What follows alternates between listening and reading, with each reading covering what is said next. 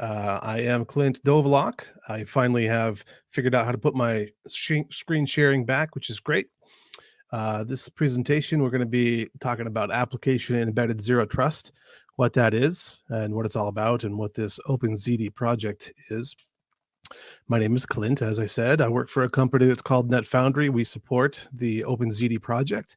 And you'll see this little guy plastered all about. That little guy right there, oof, is Ziggy. He's our official mascot. In fact, speaking of our official mascot, if you haven't yet, stop by the booth. NetFoundry does have a booth. You can come get some stickers and sign up to win some other interesting and cool swag.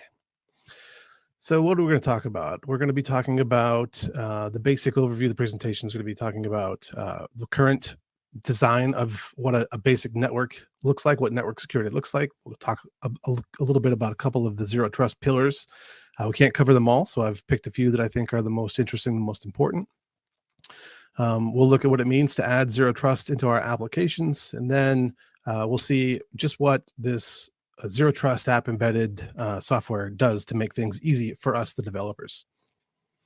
So let's take a look at what current networking setups look like. Here's a very basic network. You can see I've got a nice little cloud. I've got a little building. That little building might represent your corporate headquarters with bunches of devices that attach probably through Wi-Fi in today's world, but maybe they're Ethernet connected. It doesn't really matter for our purposes. We're going to consider any medium to be the same. That's why we have a little radio tower over there on the right-hand side with people holding their cell phones and cars communicating in. Maybe it's got some IoT type of devices. You got a house at the top, and that house is going to have laptops and phones in it as well. So very basic, simple network. And that very basic, simple network, once you're in the between the or behind the walls, behind the moat of the castle, you'll be considered to be trustworthy. And that's really all that it takes. So anything that gets behind the walls of the castle, over the moat, through that drawbridge, is going to be considered trusted. I think everybody realizes that this was, usually still is, considered to be state of the art. You know, you put up the biggest walls you can find, you put up the biggest moat that you can find, and you put all your secure stuff behind it. And then all of a sudden you consider yourself safe and secure. But of course, it's really not safe and secure. There is no such thing as a safe network. There's only hostile networks, and every network, including your home network, should be treated as a hostile network. So let's look at, you know, what maybe happened after people designed a network in this way to start making a little bit more security, to make our networks just that much more strong. So the first thing people did is they said, hey, let's add TLS, or let's add some sort of secure protocol, which is a very good idea. Now, all of a sudden, that traffic that goes over the wire, it might be encrypted now, should be encrypted, like HTTPS, for example.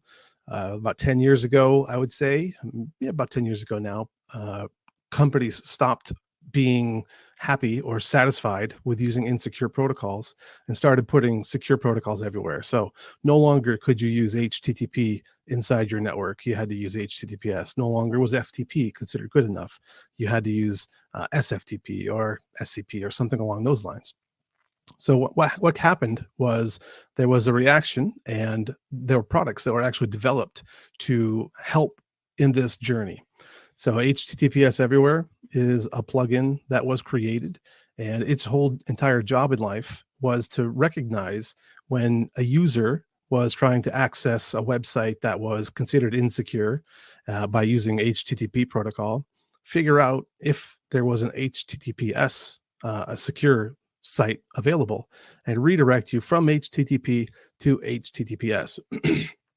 This happens even to today, but back in the dark ages, before everything was HTTPS, there was this need for this sort of plugin where you would add it to your browser. And for those of us who were security conscious, it would detect you were using HTTP and just automatically upgrade you right into HTTPS. And then along came Let's Encrypt. Let's Encrypt was also pretty revolutionary. It is a nonprofit. And actually, let me talk about HTTPS one more second, because HTTPS Everywhere is no longer being supported. They decided, I think a year ago, that because all of the browsers recognize this is a smart idea. All of the browsers have actually integrated this sort of technology into the browser stack itself, rendering that plugin absolutely obsolete, which was the goal of that plugin. Then along came Let's Encrypt. So Let's Encrypt is a nonprofit. It's a certificate authority, a CA, and we'll be talking a little bit about PKI, the private key infrastructure, throughout the talk. So certificates are really important to a secure overlay network. So Let's Encrypt came into the picture. It makes certificates free for people to use. All you needed to be able to do was have a DNS name and prove that you owned that DNS name by adding, I think, a C name into the DNS under whatever the DNS name that you wanted to create a certificate for. And all of a sudden you could have a legitimate certificate signed by a legitimate third-party independent certificate authority. And then along, I think 2, maybe 3 years ago now, Let's Encrypt was actually accepted by all major operating systems and became part of your operating system. Their CA now ships with your OS. And if you are unfortunate and you're using something like an old version of Java, for example, when you get an update, that version of Java will come in with Let's Encrypt nowadays. So that was great. That was cool. What's the problem with security when we have a network that uses TLS everywhere? Well, here we have an attacker. They have gotten behind our walls. So what does that mean? They've breached the moat somehow. Doesn't matter how. Maybe they did it through a spear phishing attack and they got some password. Maybe they have compromised a laptop by dropping a USB key somewhere and somebody unknowingly plugged it into their laptop. But what matters is now this attacker, or actually in the old days, you would just come and you would plug your Ethernet cable straight into the jack, and there were jacks in the lobby, totally unsecure. And so now you're on the network. And once you're on the network, as we've learned before, that means you now have horizontal movement. Now this attacker is free to do what he wants to do and attack a target of opportunity.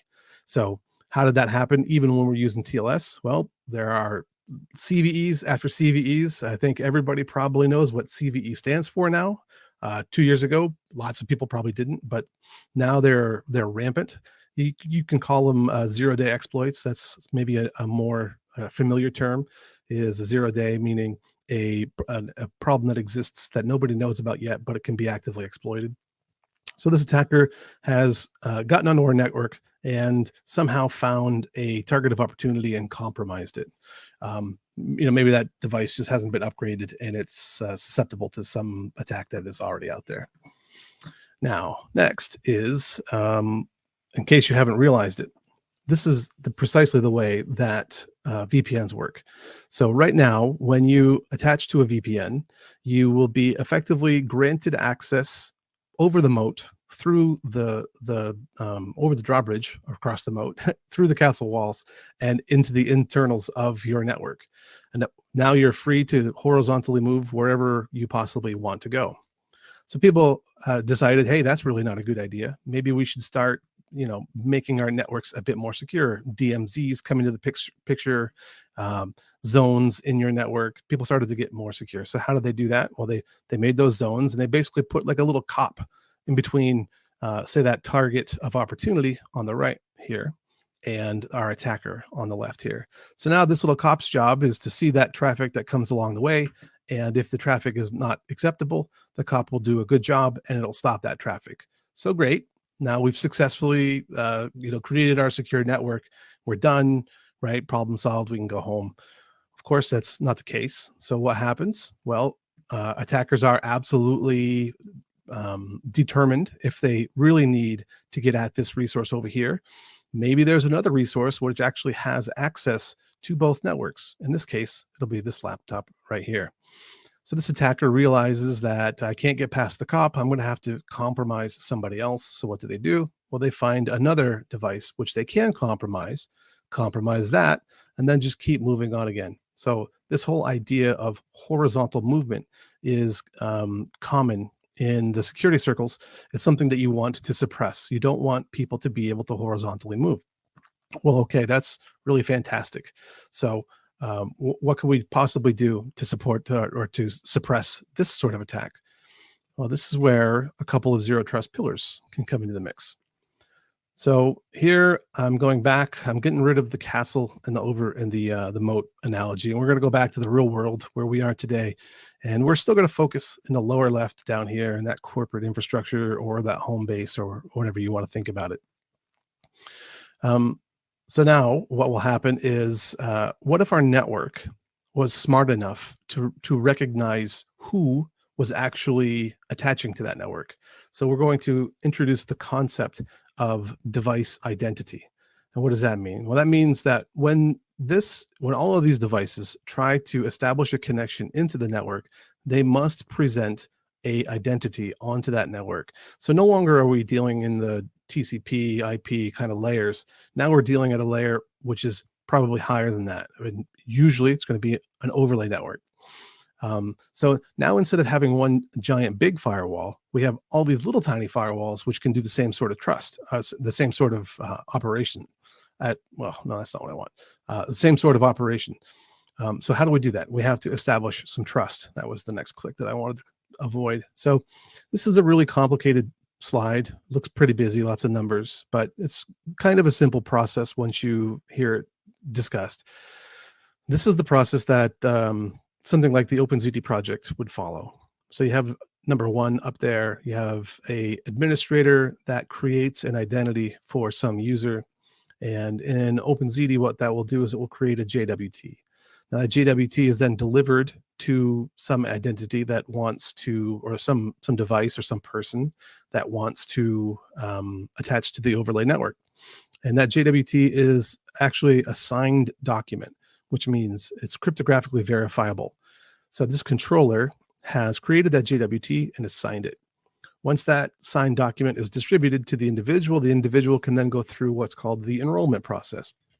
So during the enrollment process, what will happen is the individual or the SDK or the endpoint will basically create a certificate signing request by creating a private key, making a CSR, and sending that certificate signing request into the controller. The first thing that the JWT or that the SDK will actually end up doing, though, is it will verify the document by pulling the certificates from the controller and using the certificates that it fetched from the controller, which are, I should say, the URL of the controller is embedded inside of the JWT. It will then go fetch the certificates from the controller and cryptographically verify that the signed document was signed by the certificates presented from the controller.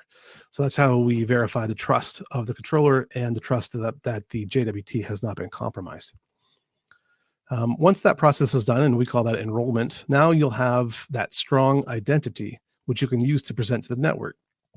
And how does that help us? Well, that helps us because we've got that attacker. He's back again. This time, I'm going to put him up here, and he somehow has gained physical access to our network. However, now that we have all of these little firewalls in place, we don't have to worry about this person's traffic getting onto our overlay network. They can't even attach to the Zero Trust overlay network without having that strong identity. So we've foiled that attacker, we've frustrated them yet again, and we can declare our victory yet again, move on. But of course, you know that's probably not true. So what's this attacker going to do? I think you should know. They're going to go find one of those laptops that they do know has this strong identity already in place. And they're going to compromise that identity. And then what? You guessed it. They're going to just send that same sort of packet across the wire to that same device that was already compromised before, and they're going to compromise it again. Well, what can we do to fix this particular problem? Let's introduce the next pillar of Zero Trust called least privilege. What does least privilege mean? That means we're going to allow every service that sits on the network and every device that sits on that network the ability to understand what services this device actually has access to and prevent unauthorized access. So now if this device is attempting to compromise the laptop that it's been attacking all along, it won't be able to. Now the network realizes the traffic that this individual is trying to put on the network can't even be established, and thus we are safe and secure again. As you can probably guess, what's going to happen is this user might then go find, or this attacker might then go find a device which is able to compromise this network. But what you can see is we're adding defense in depth after defense in depth after defense in depth, a term I'm sure you've all heard. So we're making this more difficult for attackers to actually be successful, to get that horizontal movement that they so desire. So those are a couple key pillars of zero trust. A little bit of background about what the current state of the affairs are for modern networks. So let's talk a little bit about application embedded zero trust. We're going to keep that same mental model. We're going to keep all the same good, strong identity requirements. We're going to keep the same idea of least privilege, and we're going to focus simply on the attacker and on our target laptop. So let's isolate just those two things. Then what we'll do is we'll go out to the OpenZD project on GitHub, and we'll grab a Zero Trust SDK, and we're going to bake it into our application. Here, the application is going to be represented by this little box. So we're going to bake it in, and then we're going to create a secure application. Now we have an application which has zero trust principles baked into it. We no longer have to rely on the laptop itself or the device itself having the strong identity. The application now has that identity and that notion of zero trust baked into it. We did not stop at the network. We're going all the way into the application. We then take those applications and we deliver them to our users. So that's fantastic. Now we have a super strong defense in depth policy applied all the way into our applications. And because it's all the way into our applications, it's also invisible to normal users. They don't know that they're using a zero trust network. They just know they have gotten some application and it, quote unquote, just works. So let's take a few examples. Oh, I didn't update this one slide, man. So SCP is supposed to be FTP. I missed one.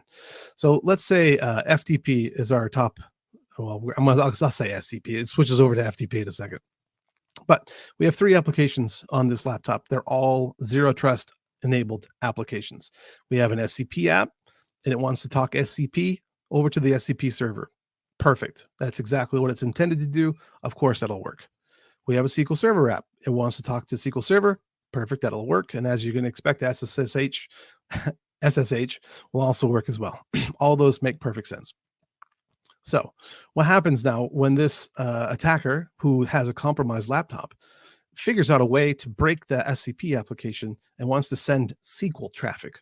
Well, they no longer can, because the SCP app literally has no idea how to send traffic to the SQL server. It is entirely obtuse to the SCP app. The same holds true if the SQL Server app tries to send SSH data. It just can't happen. Or if the SSH app sends SCP data. None of these things work. Only the matching colors for the matching apps can send data to the matching applications on themselves. Now, of course, you could always say, the SCP app could access all 3 apps via a policy if you so desire.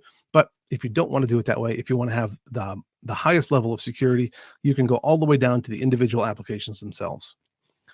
So I've been saying a whole lot about this OpenZD project. I opened with the fact that we support it, and OpenZD is open source. But let's talk about some superpowers of an application embedded network. This slide here is representative of what OpenZD really is. On the top, you have the limousine which the President of the United States travels in. It's called the Beast. And there's probably a bunch of them, right? But the key here is we have a beautiful, sleek limousine, looks perfectly normal. On the outside, you'd never know it had all that security just baked right into it, as opposed to Mad Max style of a vehicle where you just go find all the iron that you can find and you just shove it on top of your application. That is what everybody does and says, yes, now we are secure, we are safe. Except you really aren't secure and safe. You have all that armor that is obvious and you know exactly what it is and how to defeat it. So by taking an open source OpenZD SDK and stuffing it into your application, then you are making it, you're building in security as opposed to bolting security on. So that's a pretty good superpower. Another great superpower of a zero trust network, particularly OpenZD, is that you now have addressability at your fingertips.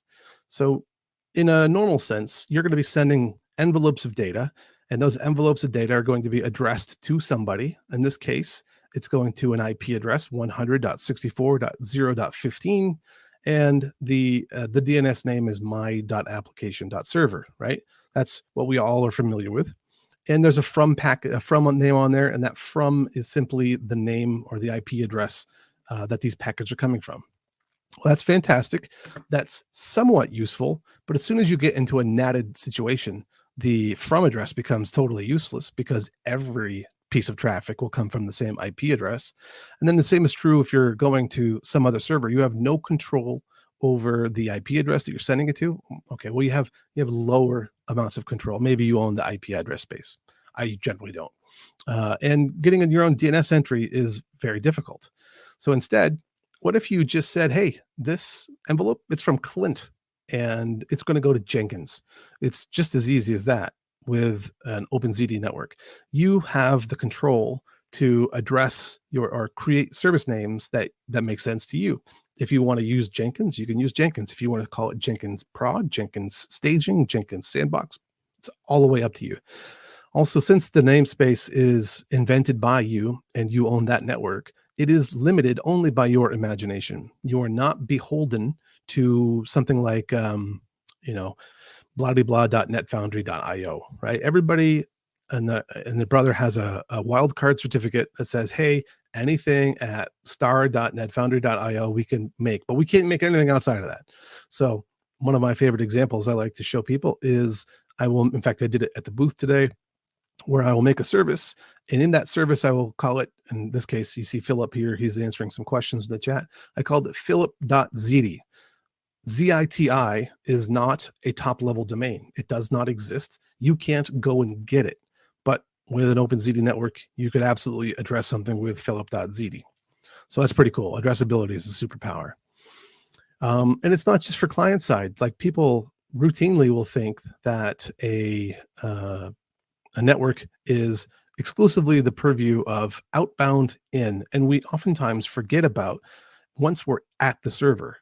So that's particularly a problem lately, and we'll get to that in a second. But when you can take your server off of the internet entirely, you no longer have holes in your firewall.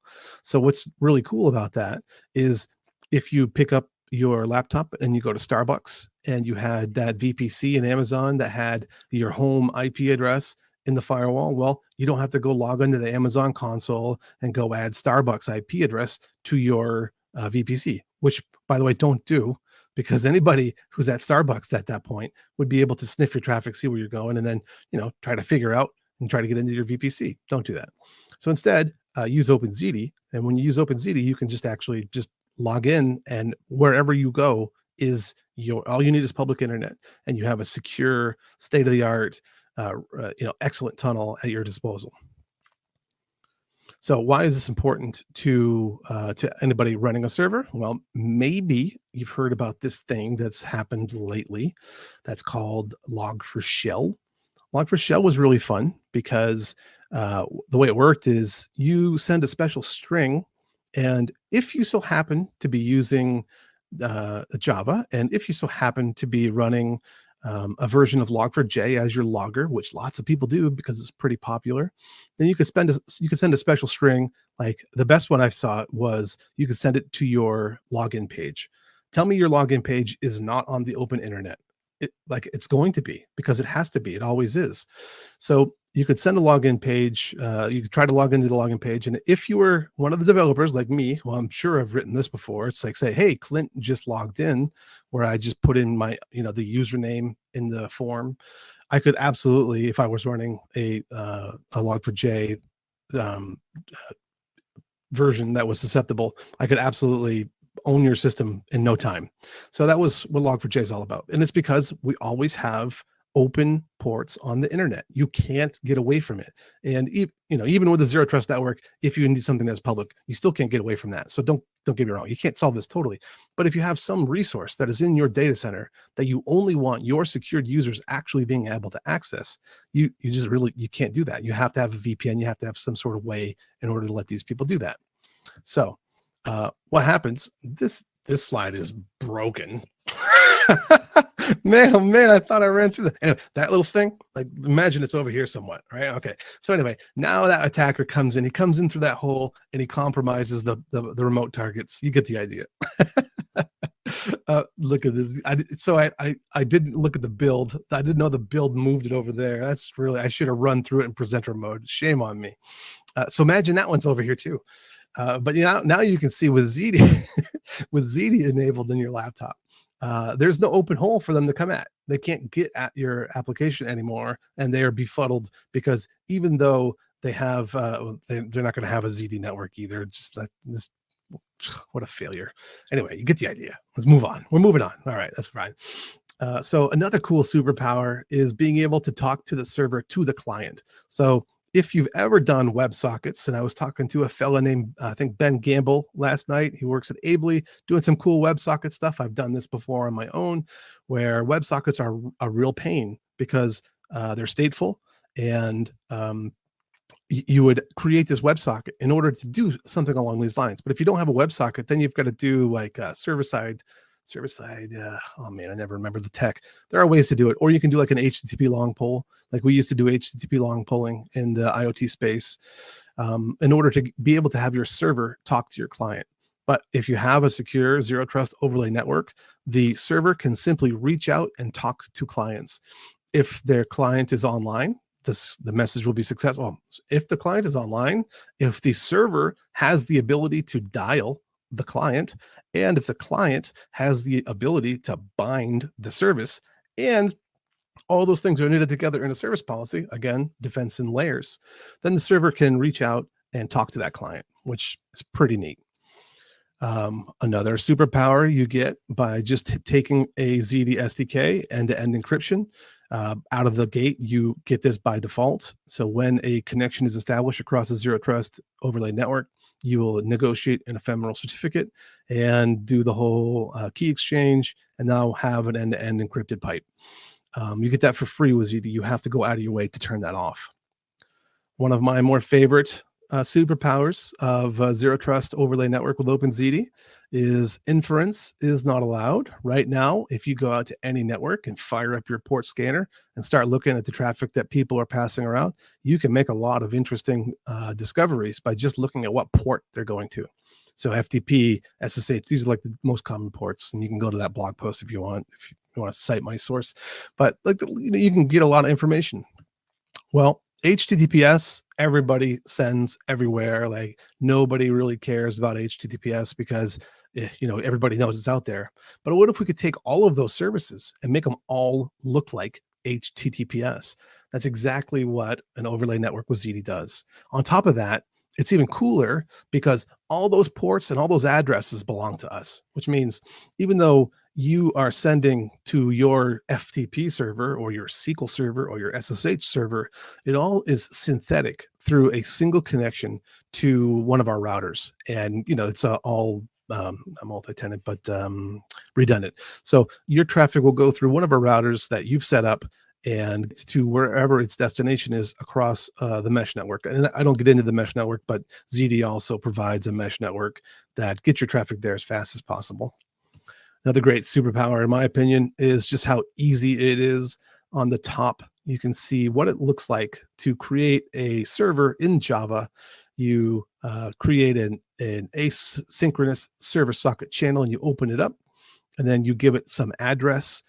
In this case, we're using get localhost, which is going to return 127.0.0.1 and a port 8080. So you got to know a lot of information. You got to know what your IP address that you want to bind on. And when you deploy this stuff out into the cloud, it's always a pain because you never know what your public IP address, well, not never, but I mean, it's a pain, right? You got to go figure out what your public IP address is, what your local IP address is.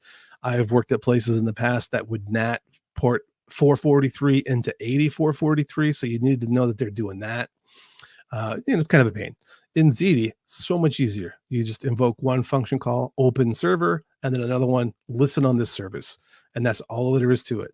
You don't even need to know the port number because there are no port numbers. You just need to know the service name, and you must have an identity that you can do all this with. And there are policies for all of this as well. So you're saying to yourself, my goodness, Clint, this sounds just so amazing. I can't imagine it. Put it all in a cute little package and put it in the shopping cart and send it my way. We got you. So OpenZD, like I said, it's all open source. Here's a whole smattering of links for you. And I'm going to put these at the end as well. We have OpenZiggy at the top. He tweets now. I'm currently the voice of OpenZiggy. And so if you want to go out, he's been razzing companies like Cisco. I don't know if you were aware, but Cisco had not one, not two, but three 10.0 CVEs, critical vulnerability. And those CVEs are, they're affecting their small and medium business routers. So OpenZiggy, who likes to poke fun at the big guy, because OpenZiggy is not the big guy, he asked, hey, do you know what you call 310s in bowling? You call it a turkey. So Ziggy wishes them happy CVE turkey. So hopefully OpenZiggy will give you some fun. We've got zd.dev, which you can learn about Zd. OpenZD.github.io is the docs page. I'll show that if you're interested. GitHub.com/OpenZD. And we also have the incubator, and I'll get into the incubator in just one moment. Then added a new slide, the YouTube. We don't have our own cute channel name. So if you just go to YouTube and search for OpenZD, you'll find us. You can see me and Ken down there. We do ZD TVs on Fridays. So if you're interested and want to watch a couple guys talk about zero trust, or ladies, if they show up, right now it's just me and Ken. So it's just a couple guys talking about it. But Friday at 11 o'clock Eastern time, we do those sort of things. Okay, so let's talk about another term, which is called a Zedification.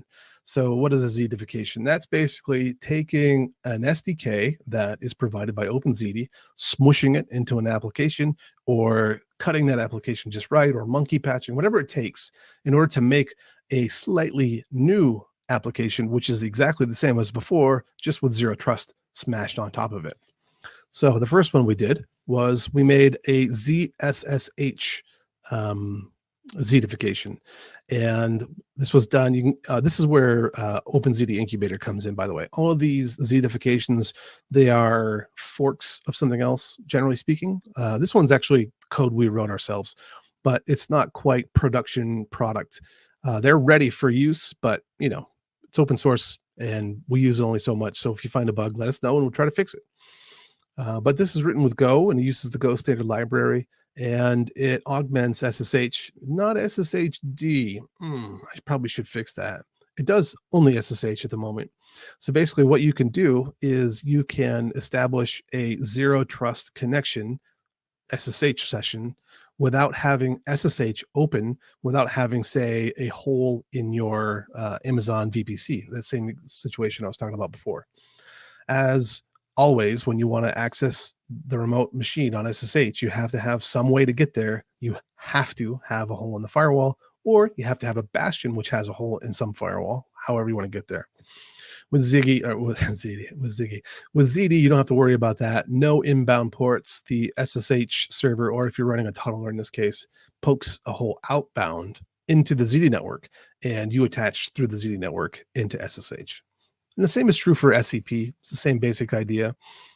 Code looks almost the same. This is actually maybe should be called SFTP because technically it fixes a couple of the shortfalls of SCP. I posted this on LinkedIn. One of my ex-colleagues told me SCP was dead. I got a kick out of that. I didn't know what he meant, so I had to go and Google it. And basically what he's saying is SCP allows you to transfer any file and doesn't check whether or not you should transfer that file. SFTP fixes that particular problem. So ZSCP works in the same way. Mattermost. Oh, actually, look at that. I got a screenshot in here. I forgot about this. Here's just a couple examples of what it looks like when you're using SCP on the bottom and using SSH or ZSSH on the top. Oh, actually, one of the neat things. I didn't talk about this. Notice up here, you are giving it a -C, which is the file name. This is your strong identity. You're giving it a -S, which is the name of the service. So this identity must have access to this service. But then I'm giving it the username Ubuntu at ZSSH server. So ZSSH server, that's what we call an addressable terminator. And so what you can do with OpenZD is you can actually communicate straight to the identity's name as though it's like their host name or their DNS name or whatever. So here we're showing off how you can attach right to ZSSH server, the name of the identity, which I decided to use. That's kind of cool. Mattermost is another kind of Zedification because you're not always going to want to embed an SDK into every app. You might not be able to. And so Mattermost is a chat app. It's kind of like Slack, just different. And we use it internally here. This Philip guy who I see answering some questions in the chat, him and I can talk over Mattermost, and that only works when you're on a zero trust overlay network provided by Zedi. And it's using a tunneler, and we'll get into tunnelers in just a second. Webhooks. So if you have a secure chat app, and if you're like me and you want to get your notifications when somebody issues a push or pull request or whatever, you need to be able to get notifications into that chat app. So you need a secure webhook. So we have a couple of webhooks that you can go and get. We have one for GitHub and one for GitLab. And this is an example of that chat app, Mattermost. And you can see I have highlighted GitHub here where somebody's issuing pull requests and doing some things. Generified JDBC wrapper, also called ZDBC, not by John Kuchanik. This one's by Todd Burchell. And my God, the link is wrong in the GitHub indicator. You can find it on the incubator. But this is a neat one because this is a slightly different kind of Zedification. Java has the way of bootstrapping plugins. And so why that is really neat is because if you are to create a application or a jar in just the right way, and I don't know if that's legible or not. Let me see if I can go over to the zoomy zoom. So you can see over here, where's my mouse? Now my mouse is gone. All right, well, let's hope this works out. Cut it out. Zoom it is not playing nicely. Okay, we're not, that is going, we're not going to do that. But you can see up here, we have Zedi Oracle. So we have created an Oracle connection securely through Zedi. And here's what it looks like. We've defined it down here, Zedi Oracle. And the driver says Oracle with Zedi. Now I'm using DataGrip in this example. And the only thing that's special about this is I had to download the ZDBC jar, and all the ZDBC jar does is it knows how to poke the actual JDBC driver that you want to use, like Oracle in this case, and say, hey, technically I want you to talk to 100.64.0.0.1, even though you're going to Clint's Postgres, really it's this IP address. And so it takes care of all that sort of stuff. And you can see down here, there's Oracle thin app embedded, right? Here's the name of the identity.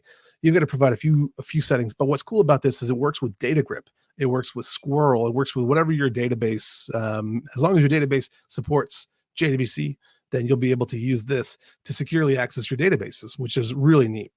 This is something I would have to do in the past with a VPN if I wanted to support my production database. But with ZDBC, you wouldn't have to do that. And this is just an example that says it's not just for Oracle, it's for Postgres too. Shows it working. You can trust me. That's not just a screenshot. That actually worked, and I took that screenshot. kubezidle. This is the one that just came out not too long ago. So what we do at NetFoundry and with the OpenZD project is we take names that have an S and we change the S into a Z. You probably picked up on it with ZSSH, ZCP, Z, right? And so now we have kubezidle. kubezidle, because they say kubectl. I wanted to, some people say CTL, some people say Zedel. So kubezidle. So this is neat because if you have a Kubernetes cluster, you almost always have to have that Kubernetes API public because you have to be able to access the cluster. You could also try to do something like what Oracle does, which is provide an SSH bastion. You can go through all that heartache, or you can use kubezidle and a zero trust overlay network, along with the Zedi host plug, which you can install through Helm that gives you access into your Kubernetes cluster. We'll see Helm Z here in a second. But this one's really neat because now I can just issue kubezidle, get pods. I give it that strong identity name. I give it the name of the service that I'm supposed to use.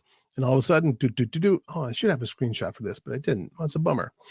Now you can access your Kubernetes API securely through a Zedi zero trust overlay network. And the same is, oh, there's a diagram of how it works. I should pay attention to my own presenter slides. So here's how it works, right? So instead of going through the tunneler, which is a VPN-like client, you have a modified kubezidle, which knows how to talk directly to a Zedi overlay router, and then through the network over into Kubernetes. I was too busy trying to get to Helms. Helms. So Helms, same thing as kubectl. It's a fork of Helm. It is allowing you to do things like install Zedihost. Well, when you install Zedihost, you probably need to use legit Helm because you need to bootstrap Zedi in the Kubernetes world. We don't have a great way to do that just yet. That's native to Kubernetes. You have to be able to access the API for a small amount of time. But then once you've installed Zedi, you can turn off your public access. And that's generally what I would do. I also use kubectl and Helms with my Minikube. I forgot to mention that. So like Philip is not a tech guy, but if he was a tech guy, I could give him an identity on my overlay network and he could reach into my Minikube through Zedi.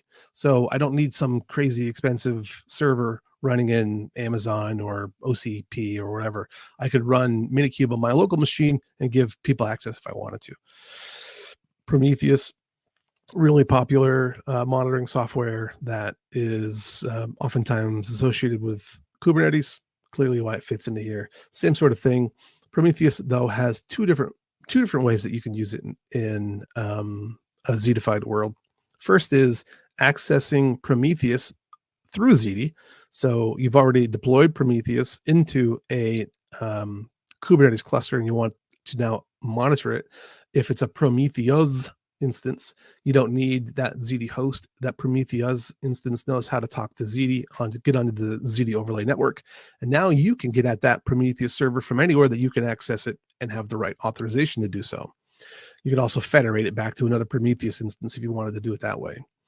The next thing is you could have Prometheus externally reaching into other Prometheuses internally all through Zedi. A blog post is going to come out with this soon. I'm working on that right now. And then I like this slide because this is the longest path on the earth which you can walk. And I like to show it because it represents zero trust. I'm pretty sure none of us is going to, yes, I know, Philip. None of us is going to hop right in and absorb the Zedi SDK immediately. You're probably going to still want to use something that we call the tunneler. You heard me refer to the tunnelers before. You saw me show a little tunneler a couple slides back with respect to Kubernetes. So we have these tunneling applications. They're basically like VPN clients, but of course better because VPNs are horrible. We've already established that. But it's for all the major operating systems. You can install a tunneling application and be able to access like your Grafana instance, for example. Our Grafana instance is accessible only through Zedi. You can't get at it any other way, or Mattermost or whatever. These things use tunnelers.